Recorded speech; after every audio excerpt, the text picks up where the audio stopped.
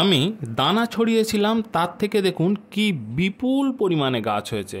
গাছ বড় হয়ে গেছে, বেশ কিছু গাছে তো দেখুন কুঁড়ি চলে এসছে। এই গাছগুলি কি গাছ বলুন তো? এই গাছগুলি হচ্ছে হলিক্রিসাম। এই ট্রেতে পুরোটাই আমি এই দানা ছড়িয়েছিলাম। বেশ কিছু চারা আমি তুলে নেব, আর বাকি গাছগুলি এখানেই রেখে দেব। যা ফুল হয় এখানেই হোক।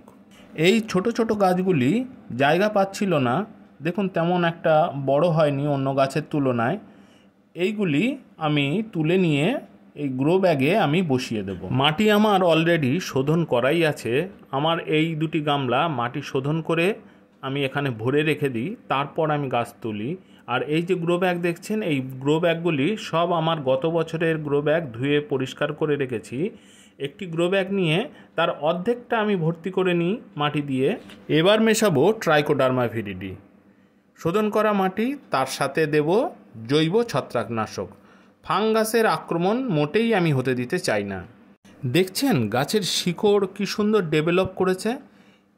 এই গাছের শিকড় কিছুটা ছিঁড়ে গেলেও গাছের কিন্তু কোনো ক্ষতি হবে না, তার কারণ আমি এত গাছ বসিয়েছি, কোনো গাছেই তেমন ক্ষতি হয়নি। এবার এই গ্রো ব্যাগের বাকি অর্ধেকটা মাটি দিয়ে ভর্তি করে দেব। গ্রো ব্যাগে নতুন আলগা মাটি একটু চেপে দেওয়া ভালো, না হলে গাছ জল দিলে হেলে পড়বে। নতুন মাটি একেবারে ড্রাই, তাই প্রথমে একেবারে গোড়া ভাসিয়ে পুরো মাটি যাতে ভিজে যায় তেমনভাবে জল দিয়ে দিন। এইবার জল দেওয়ার পর আমি এই গাছকে একটু ছায়া জায়গায় রেখে দেব 2-1 দিন, তারপর আমি রৌদ্রে দিয়ে দেব। বাকি গাছগুলো এবার আমি বসাই।